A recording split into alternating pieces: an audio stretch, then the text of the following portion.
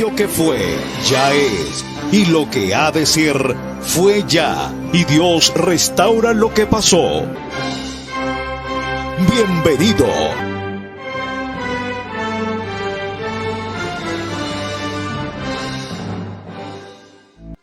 Tierra, Hosana, Hosana, gloria a Dios. Perdona al hombre la falta mía.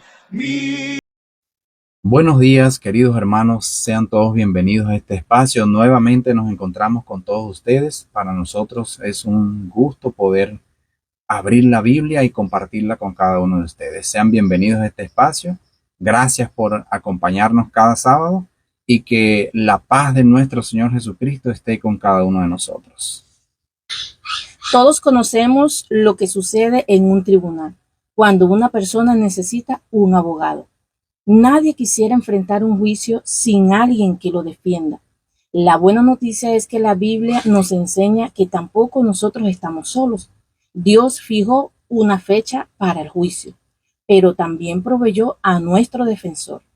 El santuario que Dios mandó a construir con Moisés no era solamente una tienda de reunión, era una representación del plan completo de salvación y del ministerio de Jesucristo. Hoy veremos cómo cada parte del santuario nos dirige a Cristo y nos ayuda a comprender que mientras esperamos su segunda venida, Él continúa intercediendo por nosotros delante del Padre. Vamos a iniciar con una oración para entrar en el estudio que Dios nos tiene en esta mañana. Vamos a orar. Amado Padre que estás en los cielos, es grato para nosotros presentarnos delante de ti a través de tu Hijo amado Jesucristo. Pedimos perdón por nuestros pecados. Suplicamos la unción de tu Espíritu, que dirijas este estudio y que bendigas a nuestra audiencia, a nuestros hermanos en diferentes partes del mundo. Bendice nuestro ministerio y ayúdanos a crecer, porque te lo pedimos en el nombre de Jesús. Amén. Amén. Damos inicio con la lección número 2, que tiene por título Dios fija una fecha para el juicio. Y el versículo, el cual comienza este maravilloso estudio, lo encontramos en Apocalipsis capítulo 8, versículos 4 y 5. Les invitamos a que puedan leer con nosotros donde quiera se encuentren y tengan su Biblia a la mano. El humo del incienso salió del recipiente que el ángel tenía en la mano y llegó ante Dios junto con las oraciones de su pueblo. Luego el ángel tomó el recipiente donde estaba el incienso, lo llenó con fuego del altar y lo arrojó sobre la tierra. Hubo truenos, ruidos, rayos y un terremoto. ¿Creería usted, querido hermano, que hace cerca de 3.500 años en el desierto de Sinaí, precisamente al este de Egipto, Dios demostró en forma gráfica un panorama de su completo plan de salvación a 2 millones de esclavos que acababan de salir de Egipto? ¿Creería usted que hace 2.500 años Dios usó estas mismas ayudas visuales para anunciar la fecha en que comenzaría su juicio? ¿Creería usted que en el libro del Apocalipsis Dios revela que su verdadera iglesia de los últimos días puede ser identificada? Porque estará proclamando al mundo la fecha en que comenzaría el juicio de Dios.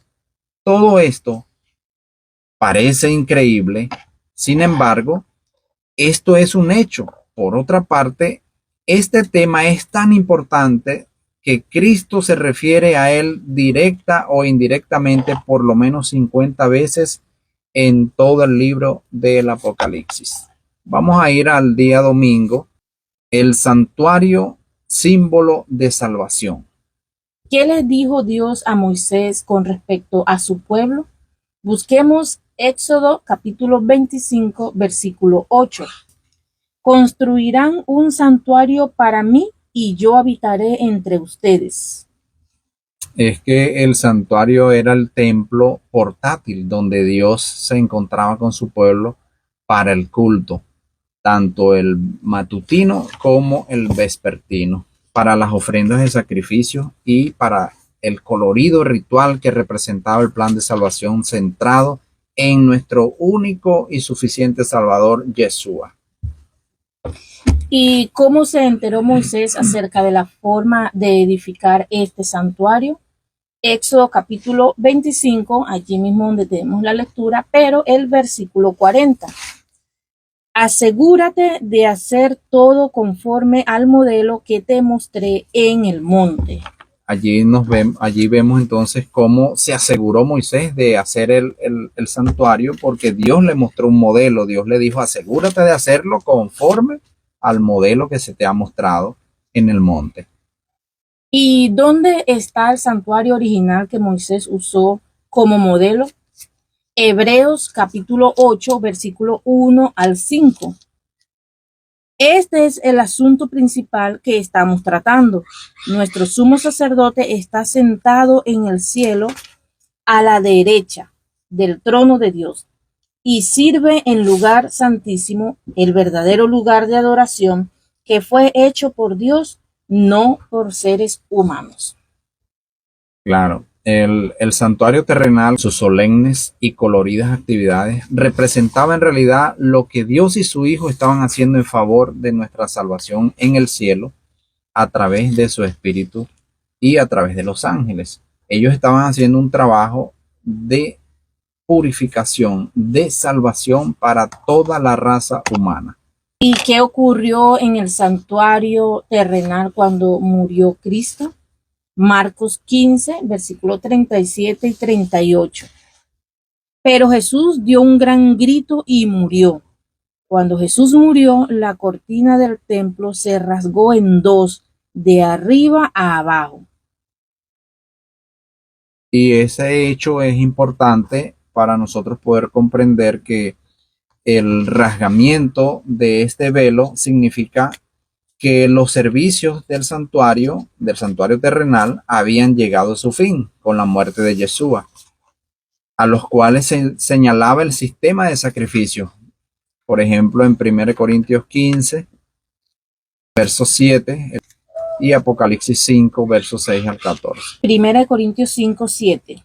Desháganse de la levadura vieja para que puedan ser como masa nueva, pues ustedes son como el pan de la Pascua, que no tiene levadura, porque Cristo, nuestro Cordero de la Pascua, ya ha sido sacrificado.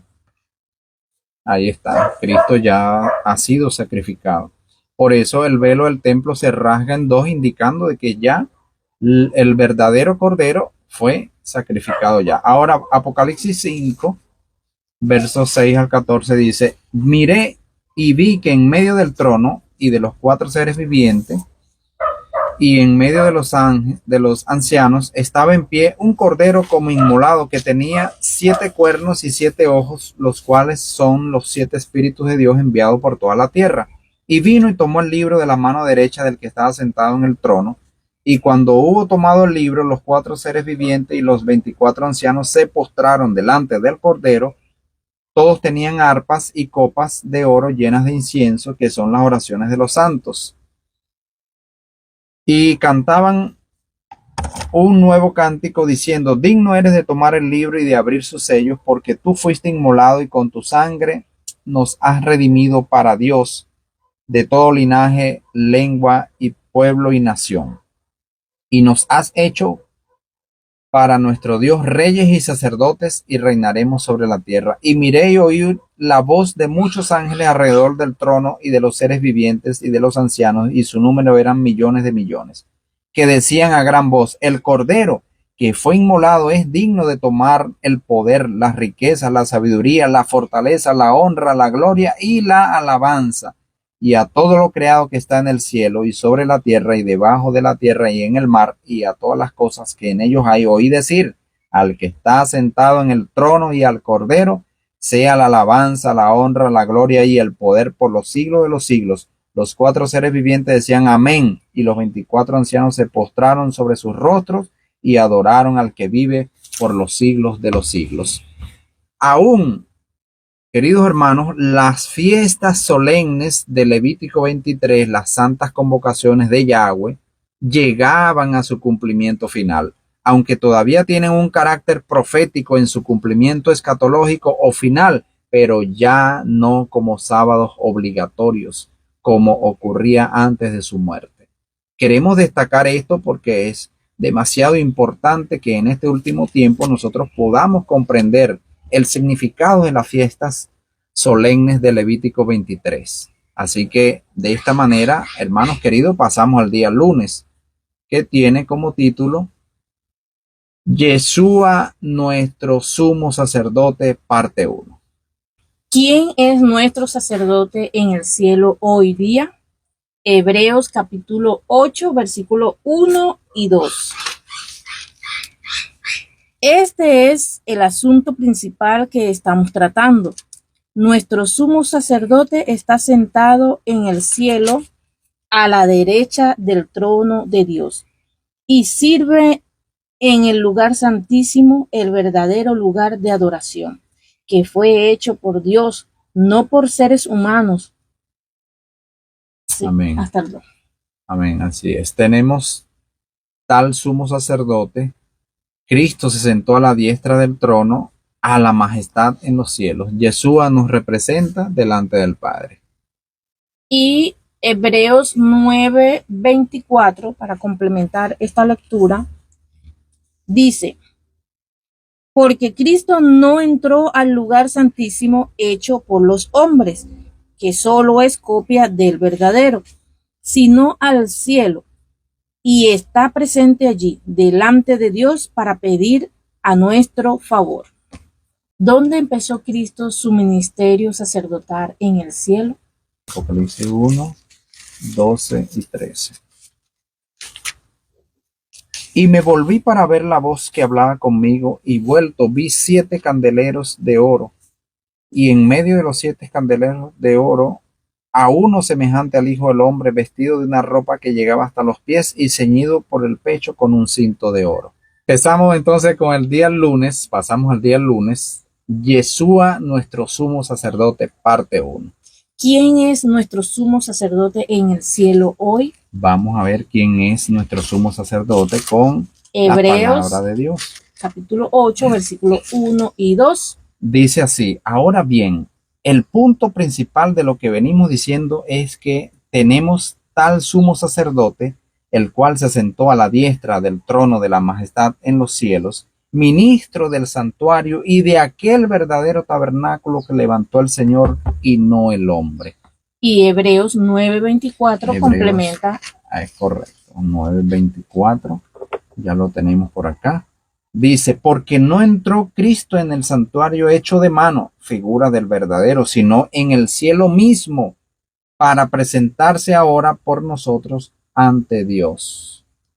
¿Y dónde empezó Cristo su ministerio sacerdotal? En el cielo. Apocalipsis 1, ¿qué? Versículos 12 y 13.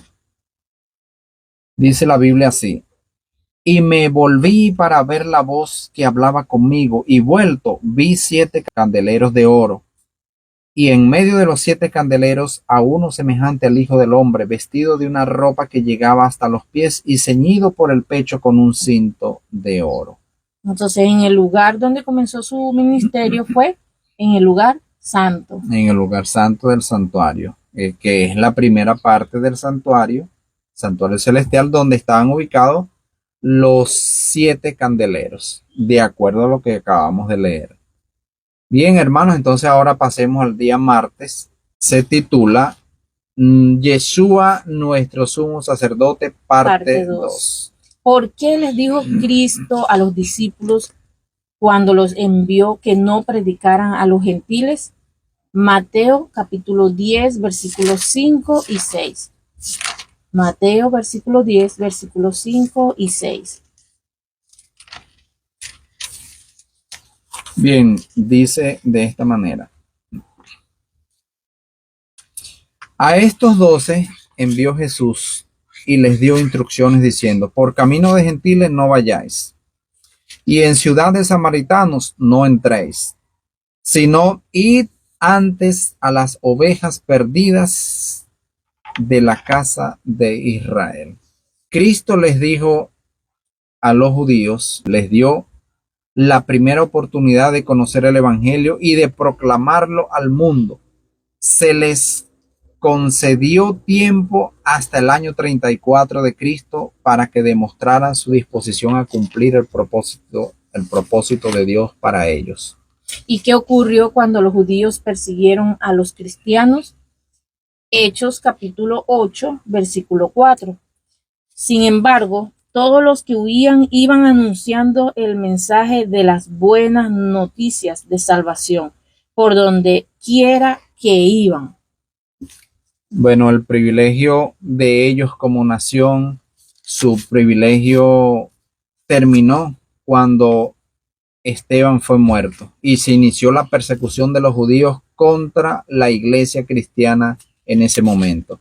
Hoy en día, los judíos pueden hallar salvación aceptando a Yeshua lo mismo que cualquier otro pueblo del mundo. Más tarde, Pablo expresó a los judíos rebeldes esta declaración. Dice, he aquí nos volvemos a los gentiles, según Hechos 13, ¿lo tienes ahí? 46. Sin embargo, Pablo y Bernabé se atrevieron a hablar y dijeron, era necesario que ustedes conocieran la palabra de Dios primero, pero han rechazado, ya que ustedes no se consideran dignos de tener la vida eterna. Entonces ahora iremos a los que no son judíos. ¿Qué les dijo claramente Cristo a los judíos? Mateo 21:43.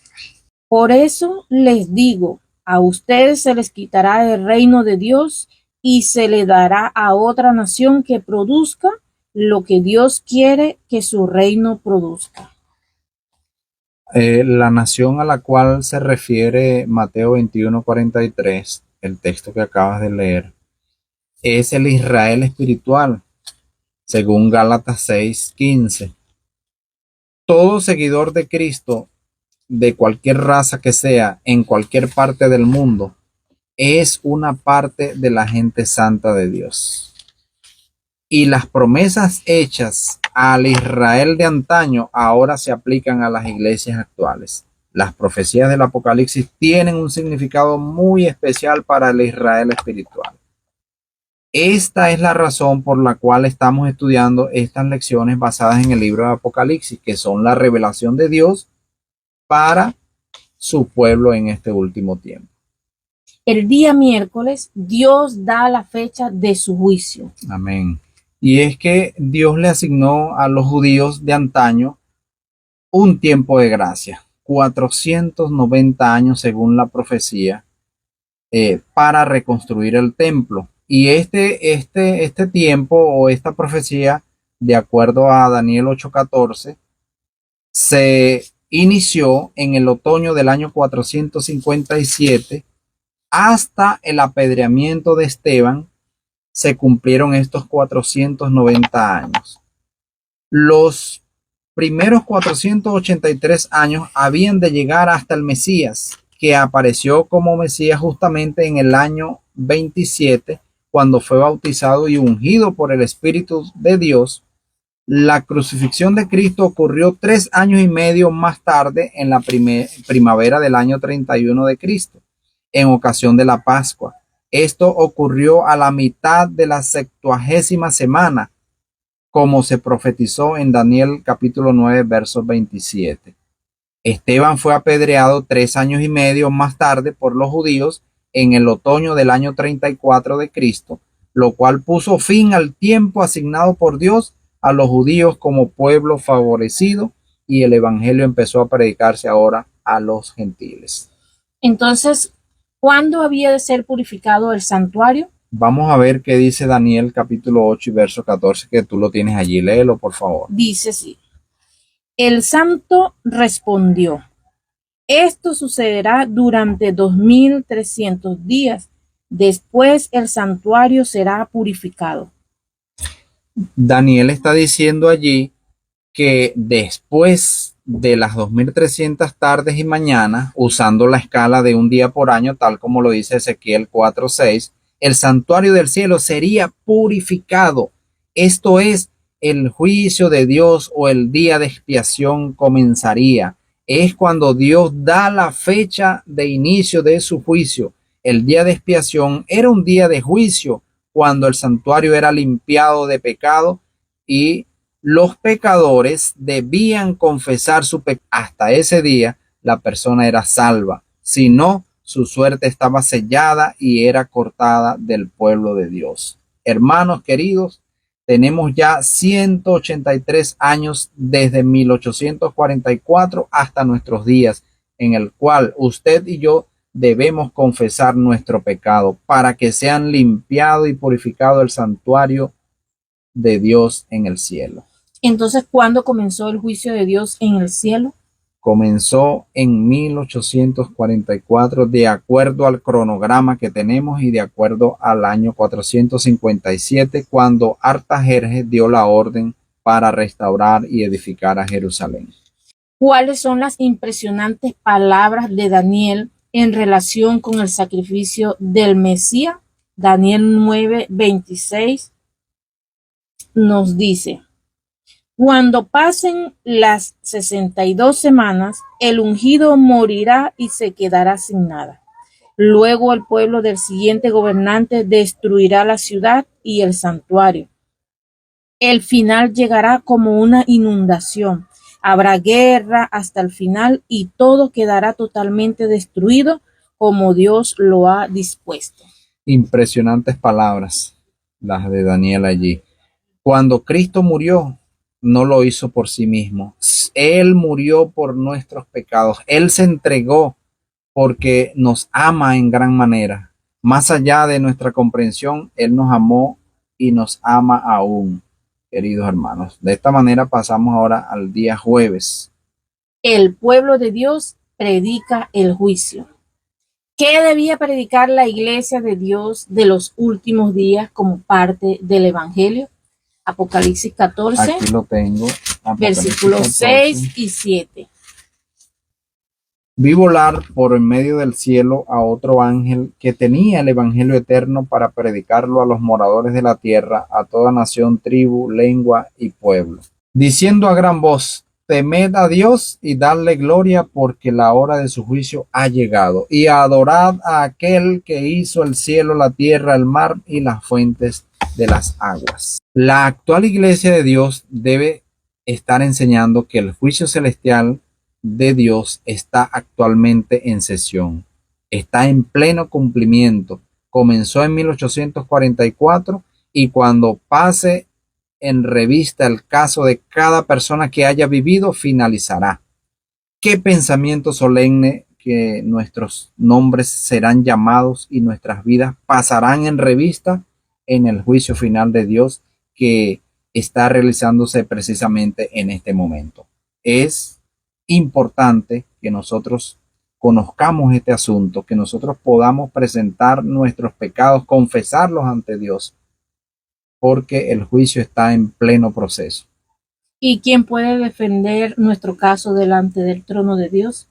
Apocalipsis 5:9 nos da la respuesta. Todos ellos cantaban una canción nueva al Cordero. Tú mereces tomar el rollo y romper sus sellos, porque fuiste sacrificado y con tu sangre compraste un pueblo para Dios, de todas las razas, lenguas, pueblos y naciones. Únicamente Cristo puede limpiarnos, puede defendernos ante el trono del juicio de Dios. Solamente nuestro sumo sacerdote, Cristo Jesús, es el único que puede defendernos ante este juicio que se está llevando a cabo. Y el versículo 11 nos muestra cuántos alabarán a Cristo por la salvación. Luego oí las voces de millones y millones de ángeles que estaban alrededor del trono, de las criaturas de los ancianos. Antes que termine el juicio, el libro del Apocalipsis describe una gran reunión de los santos salvados por la sangre del Cordero, que alaban a Dios delante del trono. Esto lo dice Apocalipsis capítulo 7 del 9 al 19. Allí relata que un grupo alaban a Dios delante del trono. Lo vamos a leer, es propicio leerlo. Apocalipsis 7, 9 al 14, al 19. Después de escuchar esto, vi una gran multitud delante de mí. Había gente de todas las naciones, familias, razas y lenguas, y era imposible contarlos. Estaban de pie, vestidos de blanco, ante el trono y ante el Cordero, y tenían ramas de palmas en las manos. Gritaban: la salvación viene de nuestro Dios, que está sentado en el trono, y del Cordero. Todos los ángeles estaban de pie alrededor del trono, de los ancianos y de las cuatro criaturas. Ellos se inclinaron hasta el suelo ante el trono y adoraban a Dios diciendo: así sea, la alabanza, la gloria, la sabiduría, la acción de gracia, el honor, el poder y la fortaleza sean a nuestro Dios por siempre. Así sea. Entonces uno de los ancianos me preguntó: ¿quiénes son los que están vestidos de blanco y de dónde vienen? Yo les respondí: usted lo sabe, Señor. Entonces me dijo: son los que han pasado por un gran sufrimiento, han lavado sus ropas y las blanquearon en la sangre del Cordero. Por eso están ahora ante el trono de Dios, para adorarlo en su templo día y noche. El que está sentado en el trono se hará presente para protegerlos. Nunca más sentirán hambre ni sed, ni los quemará el sol ni el calor. El Cordero que está frente al trono será su pastor, y los guiará a manantiales de agua que da vida. Dios secará todas las lágrimas de sus ojos. Y es que todo lo que Cristo pide a cambio de haber entregado su vida por nosotros es que nosotros le aceptemos como único y suficiente Salvador. Que pronunciemos esa palabra de aceptación, que aceptemos el sacrificio tan grande que Él hizo. ¿Estamos dispuestos a hacerlo? Es una pregunta que queda allí para que usted y yo recapacitemos en nuestra soledad, en nuestro momento de oración personal. Vamos a pasar al día viernes y se titula El santuario y sus servicios. El santuario consistía de tres partes: el atrio, que lo encontramos en Éxodo 27, 9, 13, el lugar santo y el lugar santísimo, Éxodo 26, 33. ¿Qué podemos decir según estas lecturas? ¿Dónde está el atrio o cómo estaba conformado? Bueno, ¿y qué había en cada uno de esos lugares? En el atrio estaba el altar de las ofrendas, el quemador de incienso, estaba el lavacro, el lavatorio o la fuente donde los sacerdotes se lavaban las manos, y el edificio del santuario propiamente dicho. El cerco del atrio estaba compuesto de lino blanco sostenido por 60 columnas. Este era el patio, el atrio. Eso lo podemos ver en Éxodo 27, 9. Allí tenemos varias lecturas. Éxodo 30, 18 al 21, que corrobora lo que estamos mencionando. Bien, recordemos que este es un tema muy extenso, por lo cual daremos un resumen de algunas lecturas para poder tener una idea de cómo era o cómo consistía el santuario. Vamos a leer en Éxodo capítulo 30, versículo 18 al 21.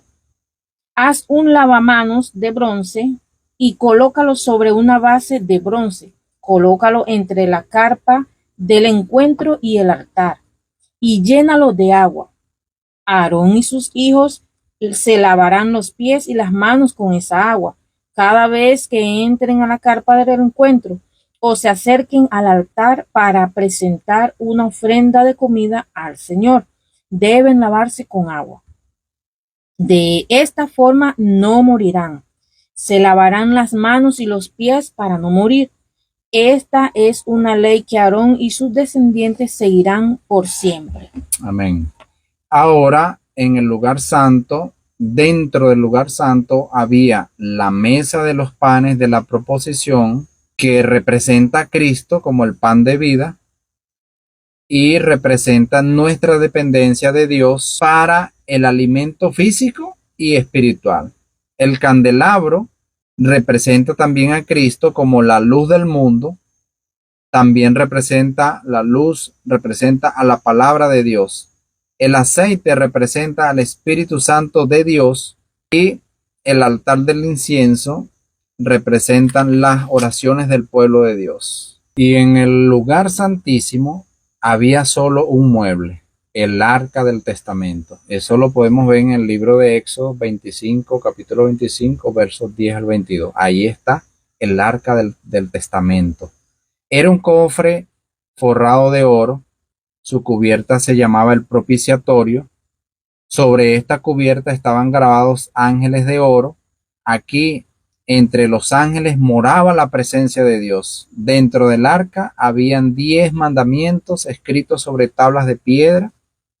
Y el arca representaba tanto la misericordia como la ley de Dios. La ley de Dios, la ley debía ser cumplida, pero Dios provee misericordia para su pueblo que la transgrede. Hemos llegado al final de esta interesante lección, la lección número 2, esperando, hermanos, que usted haya podido captar el mensaje de Dios y que podamos poner en práctica, recordando que Dios inició el juicio investigador y estamos en ese día de expiación.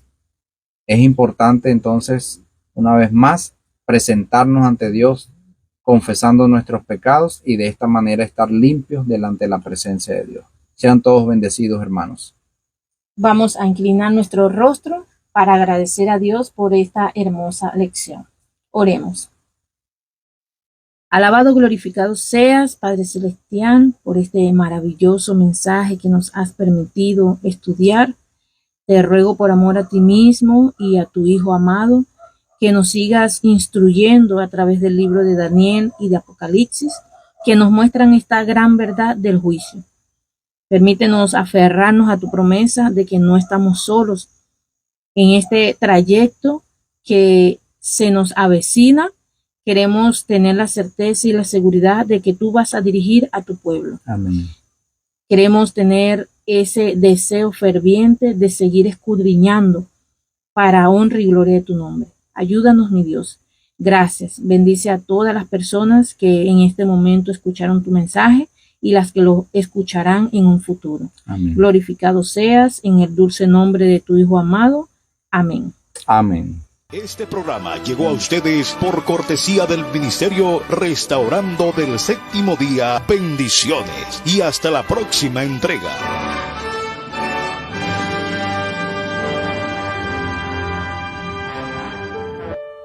Pregón Radio. Alcanzando vidas, restaurando el mensaje.